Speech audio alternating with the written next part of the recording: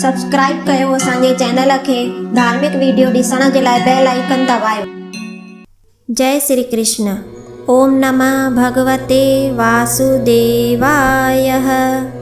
असां सभई भगवान श्री कृष्ण सां हिकु प्रार्थना कयूं। असांजे अंदर मां काम, क्रोध, लोभ, मोह, माया ऐं अहंकार खे ख़त्म करे प्रेम, प्यार, भक्ति, आनंद, खुशी ॾे। ऊंच नीच, गरीब अमीर सभिनीनि सां हिकु जहिड़ो थी रहियूं। जय श्री कृष्ण। गीता जो अध्याय 18। अर्जुन वाच। अर्जुन श्री कृष्ण भगवान खे प्रसन्न थो करे त हे ऋषिकेश, श्री कृष्ण भगवान कैसी दैत जे मारण वारा, हे प्रभु मां तव्हां खां सन्यास ऐं त्याग जो मतिलबु ॿुधण थो घुरां। जो सन्यास छाखे चइजे ऐं त्याग छाखे चइजे। हे प्रभु कृपा करे इन्हनि जो उत्तर जुदा जुदा करे चओ। अर्जुन जी वेनती मञे करे श्री कृष्ण भगवान चवण लॻो। श्री भगवान वाच। हे अर्जुन, हिन संसार जूं मिड़ेई आशूं उमेदियूं छॾे मुंहिंजे कवल मुख में ख़्यालु रखे इन्हीअ खे सन्यास चवंदा आहिनि ऐं मुंहिंजो सिमरण खां सवाइ ॿी का आश उमेद दिलि में न धरे इन्हीअ खे त्याग चवंदा आहिनि। हे अर्जुन, इहे सन्यास ऐं त्याग मां तोखे पंहिंजे मत मुजिबि चयो आहे।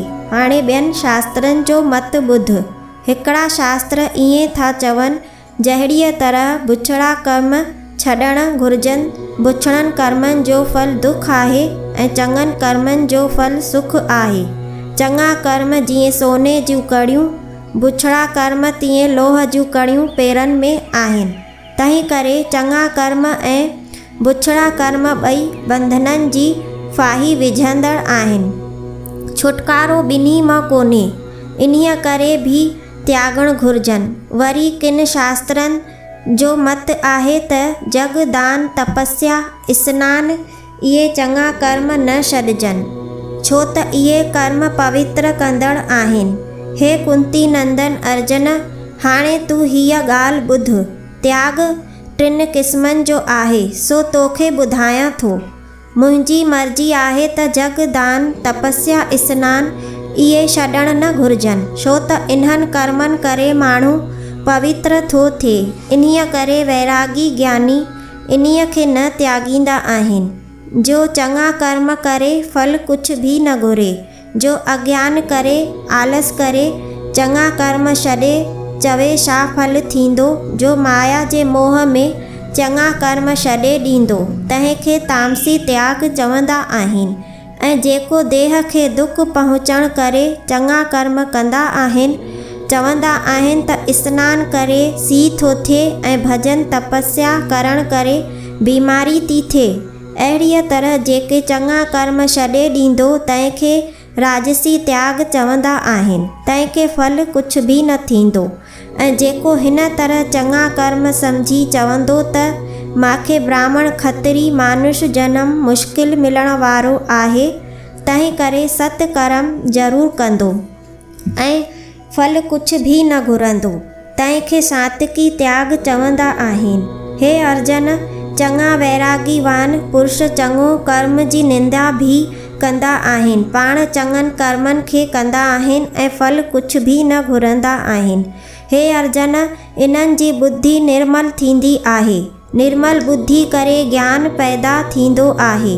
जंहिंखे मुंहिंजे महिमा जो ज्ञान थींदो आहे उहो संसार जे बंधननि खां छुटी मुक्ति रूप थींदो आहे। तंहिं करे हे अर्जुन, चङनि कर्मनि जो त्याग न कर। जहिड़ीअ तरह शाकारणी जो रस्तो महल मथे चढ़ी वञिजे, तीअं सतकर्म मुक्तिअ जी पौड़ी शाकारणी आहिनि ऐं जेतिरा देहधारी आहिनि तिन में अहिड़ी ताक़त न आहे जो सतकर्म त्यागे सघनि। हे अर्जुन, जॾहिं पिता जे ॿिज करे माता जे पेट में हे जीव अचे थो, तंहिं ॾींहं खां वठी मरण जे ॾींहं ताईं कर्मनि खां परे न आहे। हे अर्जुन, ही जीव कॾहिं कर्मनि खां परे थींदो आहे सो ॿुध। चङा कर्म करे उहो माखे अर्पण करे फल कुझु न घुरे, तॾहिं त्यागींदो थींदो आहे। हाणे ॿियो ॿुध, नित कर्मनि करण करे टिनी क़िस्मनि जो फल थींदो आहे। सो ॿुध, चङनि कर्मनि जो फल सुख ऐं खोटनि कर्मनि जो फल दुख, ऐं जो चङा ऐं खोटा कर्म करे तंहिंखे सुख दुख मिलियल थींदो। हे टिनी क़िस्मनि जा फल संसारी माण्हुनि खां थींदा आहिनि। जो संसार खे त्यागे मुंहिंजे चरण कवल में शरण आया आहिनि, तिनखे कोई दुख वेझो न ईंदो। हाणे अर्जन ॿियो ॿुध, जेतिरा चङा ऐं खोटा कर्म मानुष खां थींदा आहिनि, सो सभु इंद्रियनि ऐं मन करे थींदा आहिनि। ही आत्मा कहिड़ो आहे? अकृतो याने करण खां परे हिकु ई कवल निर्मल आहे। हे अर्जन, तो ॼातो आहे ऐं जिनजी निर्मल बुद्धि आहे सोई आत्मा खे ॼाणंदो आहे। अज्ञानी जो मत करे अंधो आहे, सो आत्मा खे ॾिसी न सघंदो आहे। हे अर्जन, जंहिंखे अहिड़ी बुद्धि आहे जो मां आत्मा आहियां, अकृतो याने कुझु न कंदो आहियां, जो चङा ऐं खोटा कर्म थींदा आहिनि, सो देह इंद्रियनि ऐं मन खां थींदा आहिनि। जहिड़ी अहिड़ी बुद्धि आहे, सो सभिनी लोकनि खे मारे तॾहिं बि तंहिंखे पाप न आहे ऐं न कंहिं कर्म जो बंधन आहे। हाणे अर्जन, टिनि क़िस्मनि जो ज्ञान, कर्म ऐं कर्ता जुदा जुदा ॿुध। पहिरियों सात्विकी ज्ञान ॿुध। ज्ञान करे हिकु ई अविनाशी ॾिसण में थो अचे, तंहिंखे सभ में व्यापक ॼाणी उहो सभ सां हिकु जहिड़ो ई थो थिए। वरितो दुख कंहिंखे नथो ॾे ऐं सभ खे सुख थो ॾे, इहे सात्विकी ज्ञान चवंदा आहिनि। ज्ञान खां सवाइ अखियुनि वारो जो हुजे, पाण खे ॿियो सम्झे हे तुंहिंजो आहे, हे मुंहिंजो आहे, इन्हीअ रीति जुदा जुदा ॿियाई रखे, सो राजसी त्याग चवंदा आहिनि। हे अर्जन, ज्ञान करे सभ को खोटो नज़र अचे ऐं सभ सां द्वैत भाव रखे, सो तामसी ज्ञान चवंदा आहिनि। हाणे अर्जन, कर्म ॿुध। जो हिन तरह कर्म कजनि, जो ही कर्म करण माखे योग आहिनि, तिन जो फल कुझु न घुरे, उहो सात्विकी कर्म चइजे।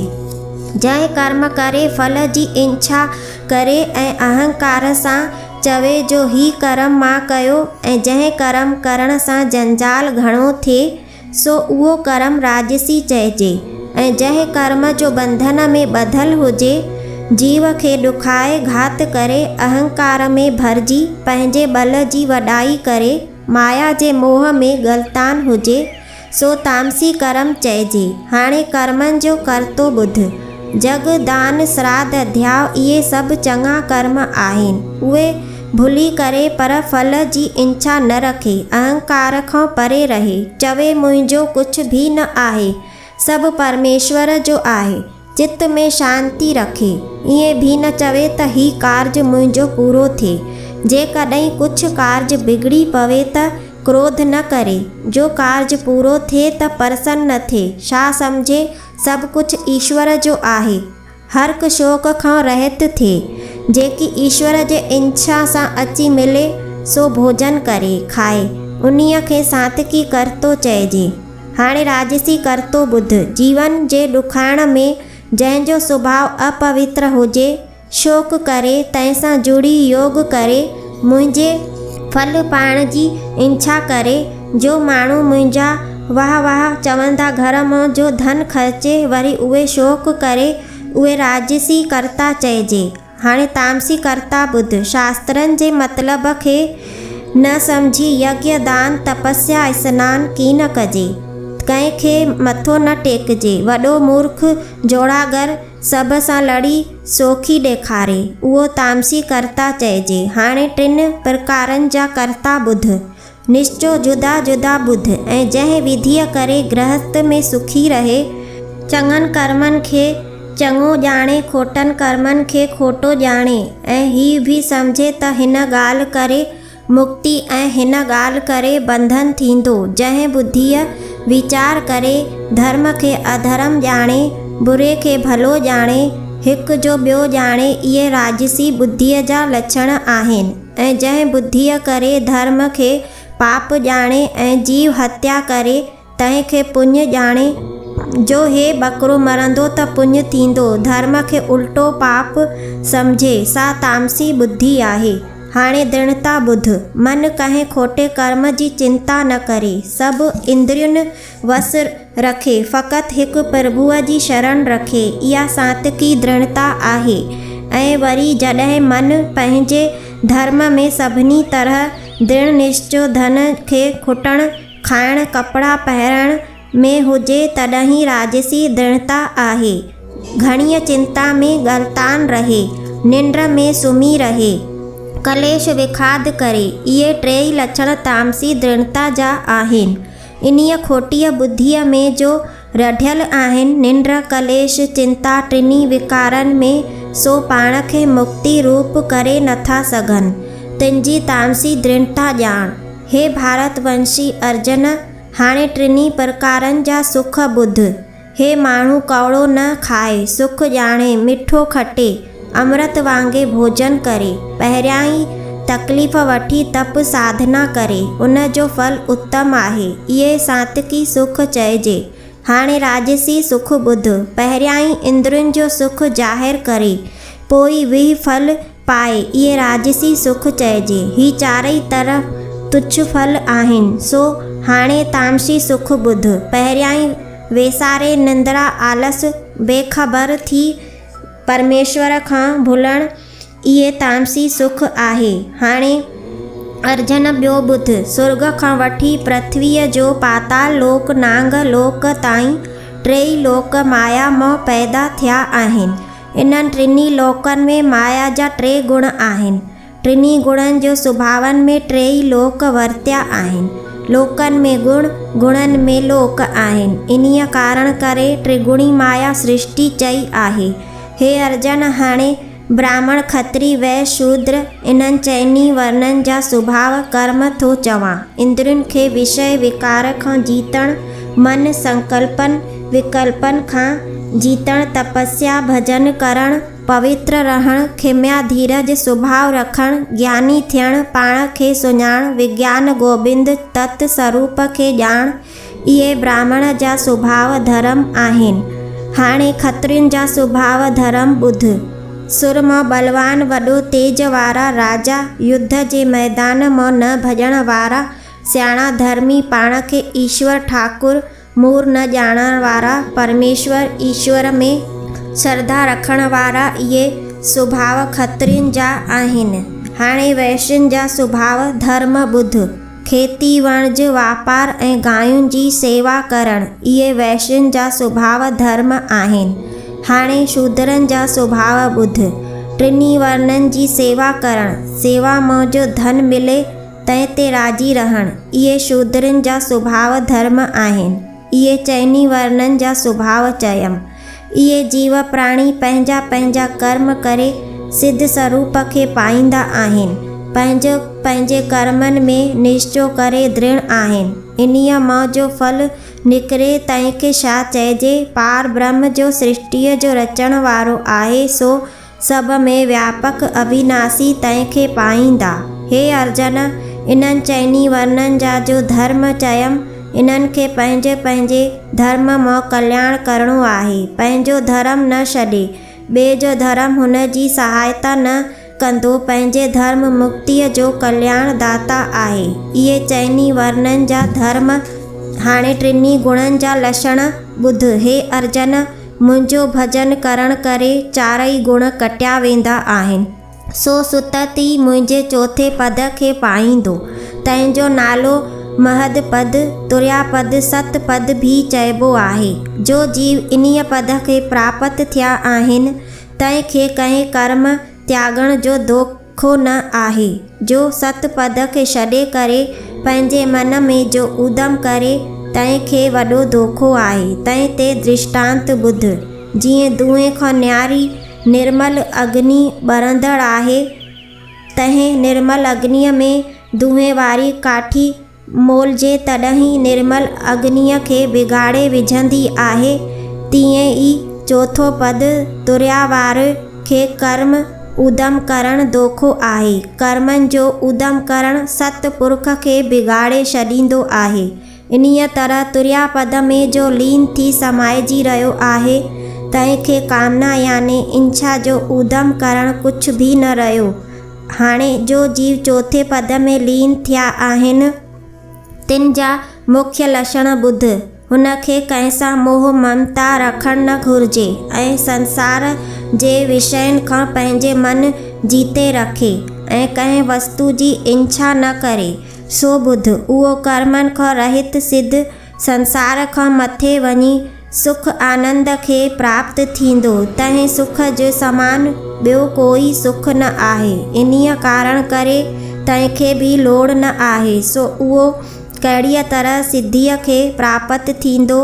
हे कुंती नंदन अर्जन, मुंहिंजो ज्ञान ॼाण करे तंहिंजी बुद्धि निर्मल थींदी ऐं महा ईश्वर पार ब्रह्म में पंहिंजो निश्चय करे दृढ़ थींदो। संसारी लोकनि जी काई ॻाल्हि न ॿुधंदो, न वरी कंहिंसां ॻाल्हाईंदो, न कंहिंसां प्रीति रखंदो, न कंहिंसां वैर रखंदो। एकांत में वेही सुमरण भजन कंदो, मुंह में पूरन लिव लीन थी रहंदो।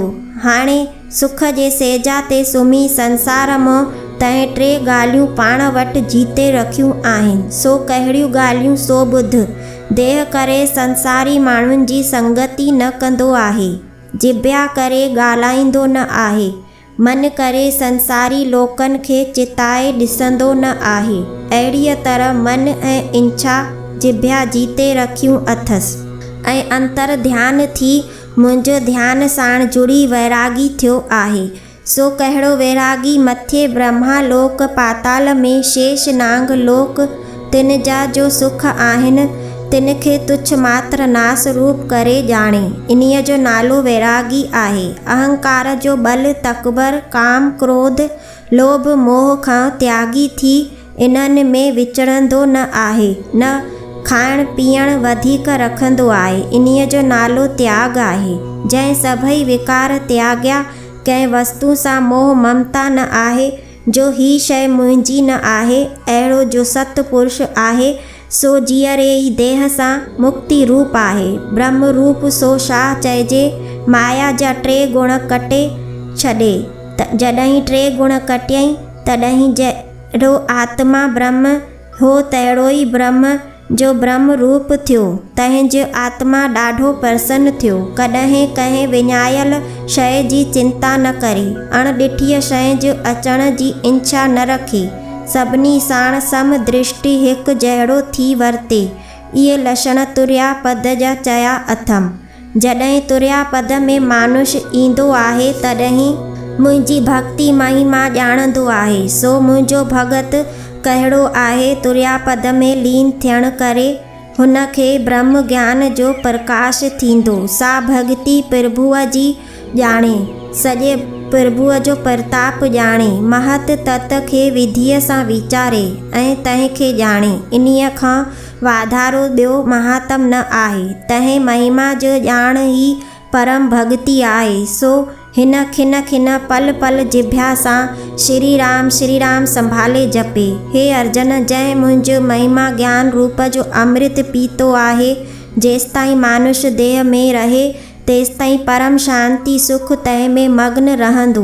तॾहिं देह त्यागींदो, तॾहिं बि वञी मुंहिंजे परम अभिनाशी पद में लिव लीन थींदो आहे। इहे चौथे पद तुरिया शांति पद जा लक्षण चयमि। जंहिंखे मुंहिंजो भजन अमृत रूप जो सवादु आयो आहे ऐं साण ई माया जे प्रकृतिअ में वरितो थो, सो मुंहिंजे कृपा सां मुंहिंजे पद में प्राप्त थींदो। इन्हीअ कारण करे हे अर्जन, तूं पंहिंजे मन जो निश्चल चोतो प्रीति मां में रख, संसार जे ॾुखनि खां तरी वेंदे। पर जेकॾहिं तूं अहंकार करे मुंहिंजी आज्ञा न मञींदे त नास थी वेंदे ऐं तूं जो चवें थो त मां युद्ध न कंदुसि, सो चवणु तुंहिंजो कूड़ो आहे। छो त जहिड़ी तुंहिंजी प्रकृति आहे तहिड़ो ई तो मां थी रही आहे। हे अर्जन, जहिड़ा जहिड़ो सुभाउ जा देहधारी पैदा थिया आहिनि, सो सभु सुभाउ जे बंधननि में ॿधल सुभाउ जे वस में आहिनि। सुभाउ कंहिंजो वस न आहे। जो तूं कुटुंब जे मोह करे चवें थो त मां युद्ध न कंदुसि, तॾहिं त खत्रीय जो सुभाउ तोखे अवश्य ई युद्ध कराईंदो।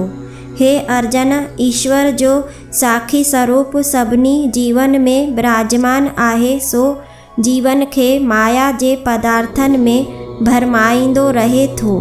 तंहिं करे तूं सभिनी खे त्यागे करे ईश्वर जे शरण वञ। परम शांति पद कल्याण रूप पुरातन स्थान खे प्राप्त थींदो। हे अर्जुन, लिकल खां लिकल ही गुहज ज्ञान मां तोखे चयो आहे, ऐं जेतिरा रस्ता मुंहिंजे पाइण जा आहिनि सो सभु मिलिया सिलिया तोखे ॿुधाया अथमि। हे अर्जुन, सारीअ गीता में ॿिया गुच्छा मुंहिंजा लिकियल वचन आहिनि, सो तूं मुंहिंजो प्यारो मिट आहीं। तुंहिंजी मति बुद्धि मुंहिंजे चरणनि सां निश्चो दृढ़ आहे, इन्हीअ करे तुंहिंजो कल्याण वास्ते मां चवां थो। हे अर्जुन, सभिनी भजननि में मांखे हिकु भजन प्यारो आहे। जॾहिं ही जी मुंहिंजो भजन मंझि दृढ़ थींदो, तॾहिं सभिनी संतनि खां प्यारो थींदे। सभिनी भजननि खे त्यागे करे हिकु मुंहिंजे ई शरण आओ, सो मां तोखे सभिनी पापनि खां मुक्ति कंदुसि। तूं चिंता न कर। हे अर्जुन, ही ज्ञान जो मां तोखे चयो आहे सो अहिड़नि लोकनि खे न ॿुधाइजांइ जो मुंहिंजे भक्तीअ खां बेमुख आहिनि, तिन खे ॿुधण जी श्रद्धा न आहे। हे मुंहिंजो गुच्छो ज्ञान जो मुंहिंजो भक्तनि खे ॿुधाईंदा तंहिं पुरुष मुंहिंजी भक्ति करे ॼण मांखे प्रसन्न कयो। सो जीव मांखे अति प्यारनि खां प्यारो आहे। जंहिं मुंहिंजे भगत खे गीता ज्ञान ॿुधायो तंहिंखे वॾो फल थींदो। जो कोई हिन गीता जो हिकु श्लोक बि पाठ करे तंहिंजो फल ॿुध। सभिनी युगनि में श्रेष्ठ ज्ञानी पाठ करण वारा मांखे पूॼींदड़ तंहिंजो वेझे मां वञी बीहंदो आहियां।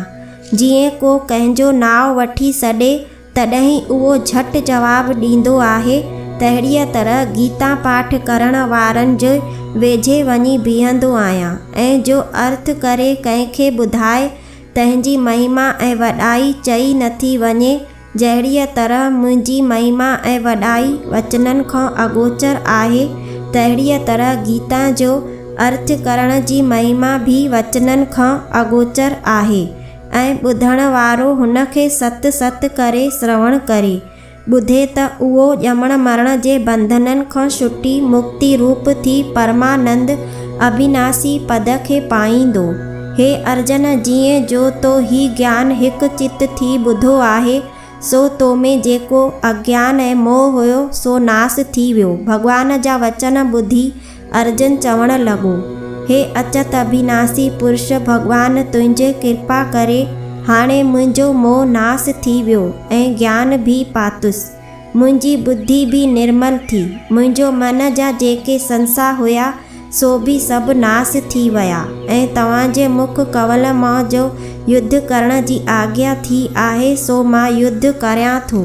संजय वाद संजय धरितराष्ट्र खे चवण लॻो त हे राजा वासुदेव, श्री कृष्ण भगवान ऐं पुरुष अर्जुन इन्हनि ॿिन्ही जी ज्ञान गोष्ठ गीता जो महात्म ॿुधी तंहिंखे सम्झी मुंहिंजा वार वार खड़ा थी विया आहिनि। जो मूंखे व्यास महाराज दिव्य दृष्टि याने ज्ञान रूपी नेत्र ॾिना आहिनि, सो तुंहिंजे कृपा करे ही ज्ञान गोष्ठ मां ॿुधो आहे। सो ही गुच्छे खां गुच्छो आहे। ईश्वरनि जा ईश्वर श्री कृष्ण भगवान ऐं अर्जुन तव्हांजे मुख कमल मां ही ज्ञान ॿुधी ऐं तव्हांजो विश्व रूप खे वीचारे करे मां ॾाढो हर्ख खे प्राप्त थियो आहियां। हे राजन, मुंहिंजे निश्चय जी ॻाल्हि ॿुध। जंहिं तरफ़ योगीश्वरनि जो ईश्वर श्री कृष्ण महाराज ऐं गांडी धनुषधारी अर्जुन आहे, सो तंहिं पासे लक्ष्मी आहे। तंहिंजी अवश्य जीत थींदी। मुंहिंजे मत जो आहे इहो निश्चो आहे, तूं भी निश्चो करे ॼाण। जंहिंजे पक्ष में श्री कृष्ण महाराज आहे, सो अहिड़ो भॻवान जे मदद सां पांडवनि जी जय थींदी। पांडव जीतींदा ऐं तुंहिंजा पुट अधर्मी कौरव हाराईंदा, इहो तूं निश्चो करे ॼाण। इत श्री भगवत गीता श्री कृष्ण अर्जुन संवादे 18 अध्याय निर्णय योग नालो संपूर्ण थियो। अॻिते श्री गीता जो 18 अध्याय जो महात्म शुरू थियो। जय श्री कृष्ण। श्री नारायण वाच। श्री नारायण थो चवे, हे लक्ष्मी, हाणे श्री गीता जो 18वें अध्याय जो महात्म ॿुध।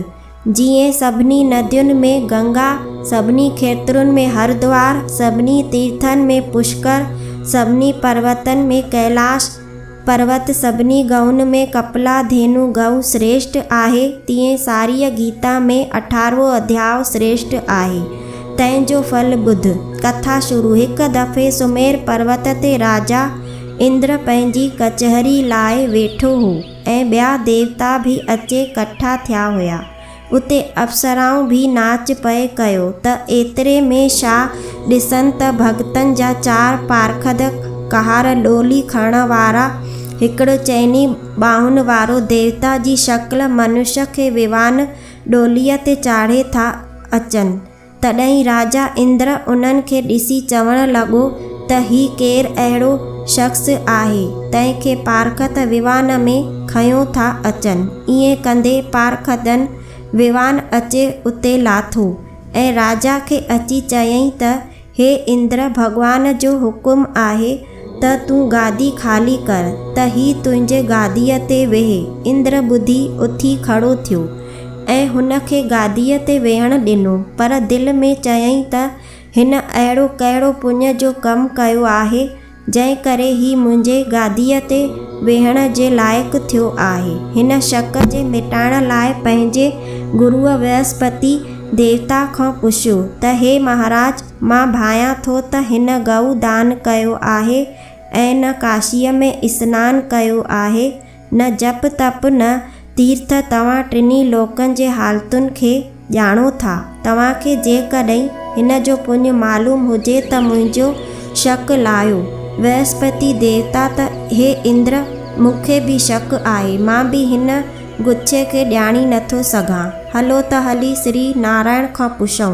ॿई गॾिजी खीर समुंड ॾे श्री नारायण भॻवान वटि विया। तंहिंखे हथ जोड़े नमस्कार ऐं दंडवत उस्तति करे पंहिंजी सॼी ॻाल्हि करे ॿुधायईं। श्री नारायण भॻवान जिन खिली चवणु लॻा त हे इंद्र, हिन उहो गुच्छो पुञ कयो आहे जंहिंखे आउं ॼाणां थो ऐं ॿियो उहो शख़्स थो ॼाणे। ही श्री गीता जो 18 अध्याय जो पाठ रोज़ कंदो हो, पर हिन खे ऐश माण जी रोज़ दिलि में ख़्वाहिश रहंदी हुई।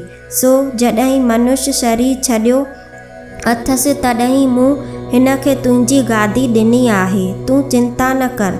जॾहिं ही ऐश माणे खटे थींदो तॾहिं आउं हुन खे वैकुंठ मोकिलींदुसि ऐं तूं वरी पंहिंजे गादीअ ते अची वेहिजांइ। तूं भउ न कर। तॾहिं इंद्र ऐं ॿिया देवता उतां श्री नारायण खां मोकिलाए इंद्रपुरी लोक में आया। सॼी ऐश जी सामग्री हुन जे हवाले कयईं। हे लक्ष्मी, गीता जो 18 अध्याय जो महात्म अहिड़ो आहे जंहिंजो बयां आउं सॼे ई तोखे ॿुधाए नथो सघां, पर जेको मूंखे ॿुधाइणो हो सो तो ॿुधो। इत श्री पद्म पुराणे सती ईश्वर संवादे श्री गीता जो 18 अध्याय संपूर्ण थियो। जय श्री कृष्ण। श्री गीता जो फल। श्री भगवान वाच। श्री नारायण थो चवे त जेको ब्राह्मण साधु संत योगी 18 अध्याय जो पाठ कंदा आहिनि तिन खे मां अश्वमेघ यज्ञ करण जो फल ॾींदो आहियां। तंहिंखां सवाइ कपिला गऊ दान करण ऐं चांड्रोकिन विर्तन रखण जो ऐं ॿियो वॾे में वॾो दान पुण्य करण जो फल ॾींदो आहियां। जेको प्राणी नित हर रोज़ गीता जो पाठ कंदा आहिनि, तोड़े प्रीतीअ सां ॿुधंदा आहिनि, सो बि वैकुंठ में वेंदा आहिनि। हे लक्ष्मी, जो पवित्र आस्थाननि में वेही पढ़ंदो आहे या ॿुधंदो आहे, हरिद्वार जे पवित्रनि ते, गंगा जीअ जे कंठे ते, तुलसीअ या पिपल जे वण हेठां या हरीअ जे मंदर में ऐं ॿियनि बि पवित्र धर्मी आस्थाननि ते पढ़ंदो, हुन प्राणी जीव खे कलयुग जा जेतिरा बि पाप आहिनि सो न लॻंदा। उहो प्राणी दुनिया जे दुखनि कलेशनि ऐं आपदाउनि खां छुटी परम गति पाईंदो, वरी जनम मरण में न ईंदो। वरी जेको प्राणी सच्चीअ भावना ऐं सचे निश्चय ऐं श्रद्धा सां गंगा स्नानु करे गीता गायत्रीअ जो पाठ कंदा या सत वस्तु ॾेखारण वारनि संतनि जी सेवा कंदा, गोबिंद जे भॼन कंदा, उन्हनि खे कलयुग जा पाप न लॻंदा। इन्हनि तीर्थनि में गीता पाठ करे एकादशी उमास पूरनमासी 100,000 गऊ दान करण जो फल पाईंदो। जो पितृपक्ष श्राद्धनि में पाठ करे ऐं जेतिरा पित्र अधोगति विया आहिनि तिन सभिनी जो उद्धार थिए, सो वैकुंठ में वञी वासो कनि, सो उते आशीर्वाद कंदा, तिन जी मुक्ति थींदी। जो प्राणी जीव सारीअ गीता जो पाठ करे तंहिंजी मां कहिड़ी ॻाल्हि चवां, तंहिंखे अनंत फल मिलनि। हिकु अध्याय जो श्लोक नित पढ़े तॾहिं बि मुक्ति भक्ति सभु मिलंदी। जो ॿुधण वारो प्रेमीअ खे पढ़ी ॿुधाए तंहिंखे गऊ दान करण जो फल मिलंदो। उन्हीअ जीव जो उद्धार जा 6 जतन आहिनि: श्री गंगा स्नान, श्री गीता पाठ, कपला गऊ जी सेवा, संध्या, गायत्री, तुलसी, पिपल ते जल चाढ़ण, ज्ञानवान संतनि जी सेवा करण, एकादशी ग्यारस जो विर्त रखण। हे लक्ष्मी श्लोक ॿुध। श्लोक: सर्वशास्त्रमयी गीता, सर्वधर्ममयो दया, सर्वतीर्थमयी गंगा, सर्वदेवमयो हरि। हे गीता जो ज्ञान अर्जन ॿुधी कृतार्थ याने मुक्ति रूप थियो। चइनी वर्णन में जेको गीता जो पाठ कंदो सो कृतार्थ मुक्ति रूप थींदो। हुन जी महिमा अपरंपार आहे, मुक्तिअ भक्तिअ जी दाता आहे। इत श्री भगवत गीता संपन्न थियण जो ब्रह्म विद्या योग शास्त्र सती ईश्वर संवादे गीता महात्म नालो 18 अध्याय संपूर्ण थियो। श्लोक: सभिनी शास्त्रनि में आहे भगवत गीता सार, पढ़े सबको प्रेम सां रखी प्रीति प्यार। जेको रोज पाठ करे तंहिंखे मिले मुक्ति द्वार। पुत्र धन दौलत लक्ष्मी सुखी बसे घर बार, सो पाए मोक्ष द्वार। हेमा लाए होत हरि असां, हरे राम राम राम हरे हरे, हरे कृष्ण कृष्ण कृष्ण हरे हरे। संपूर्ण समाप्त। जय श्री कृष्ण। आरती भगवत गीता जी। ओम जय गीता माता, देवी जय गीता माता, जय जय आदि भवानी, शुभ फल जी दाता। ओम जय गीता माता, श्री कृष्ण जे मुख जी तू सुंदर वाणी। श्री कृष्ण जे मुख जी तू सुंदर वाणी। अर्जन थी पयो परसन, बोल बुद्धि वाणी। ओम जय गीता माता, श्री नारायण मुख सां गुण तुहिंजा गाता। श्री नारायण मुख सां गुण तुहिंजा गाता। लक्ष्मीअ श्रवण कया तह भी फल पाता। ओम जय गीता माता। अध्याय 18वां पूरा। भक्ति जा भारी, ज्ञान ध्यान जा दाता, संतन सुखकारी। ओम जय गीता माता। प्रेमी पाठ करन था, रखी सिद्ध सारो, जीवन मुक्ति पा